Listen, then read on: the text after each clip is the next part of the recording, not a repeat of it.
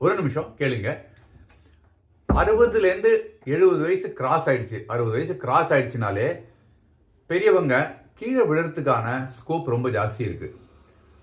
நீங்க பார்த்துட்டு இருக்கிறது Krupa vibes YouTube channel, KRUPAVIBES. அனாயாசான மரணம் வீணா தாஹினேன ஜீவனம் அப்படின்ட்டு ஒரு ஸ்லோகம் இருக்கு. அதுல என்ன சொல்றாங்கன்னா, நாம அதாவது வயசான காலத்துல பிறரை சார்ந்து வாழாம இருந்தாலே அது ஒரு பெரிய விஷயங்க. நாம நம்ம காரியத்தை செய்யற மாதிரி இருக்கணும். அதுக்கு 7 ஸ்டெப்ஸ் உங்களுக்கு சொல்றேன் நான், நீங்க கேட்டுக்கங்க. முடிஞ்ச வரைக்கும் அதை ப்ராக்டிஸ் பண்ணுங்க. ஃபர்ஸ்ட் பாயிண்ட், நாம ஒரு வயசுக்கு அப்புறமா கீழே விழறதுக்கான ஸ்கோப் ஜாஸ்தி இருக்கு, கீழே விழுவோம் அப்படிங்கிற அந்த மனசுக்கு நீங்க சொல்லிக்குங்க ஃபர்ஸ்ட்.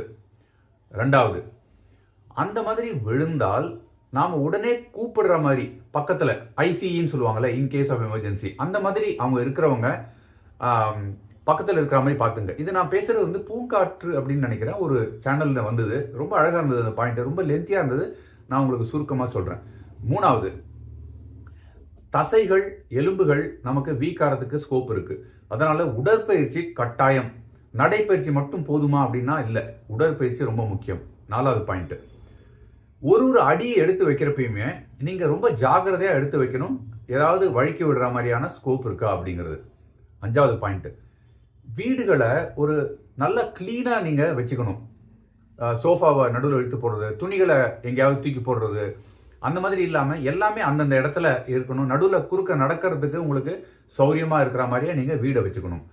ஆறாவது பாயிண்ட், எங்கேயாவது தண்ணி சிந்தினால் மறக்காம உடனே போய் அதை கிளீன் பண்ண முயற்சி செய்யணும். ஏழாவது பாயிண்ட், உங்களுக்கு காது கேட்காத ஒரு பிரச்சனை இருந்தது, இல்லை கண் பார்வை குறைவா போற பிரச்சனைகள் இருந்ததுன்னா உடனே மருத்துவர் அணுகுங்க. காதுல ஹியரிங் எய்ட் போடுறது நம்ம ஒன்றும் தப்பான விஷயம் கிடையாதுங்க. அதை மறைக்கணும்னு அவசியம் இல்லை.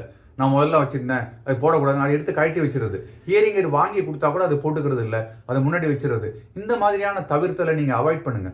நீங்க ஒன்றும் எளிமையா காமிச்சுக்கணும்னு அவசியம் இல்லை. ஆனா யாரையும் சார்ந்து வாழாத ஒரு வாழ்க்கை நம்ம வாழணுங்கிறத நீங்க மனசுல கொண்டு வந்துக்குங்க. கண் பார்வை ஏதாவது பிரச்சனை இருந்தால் உடனே போய் டெஸ்ட் பண்ணிட்டு கண்ணாடியை மாட்டிக்கணும்னா மாட்டிக்குங்க.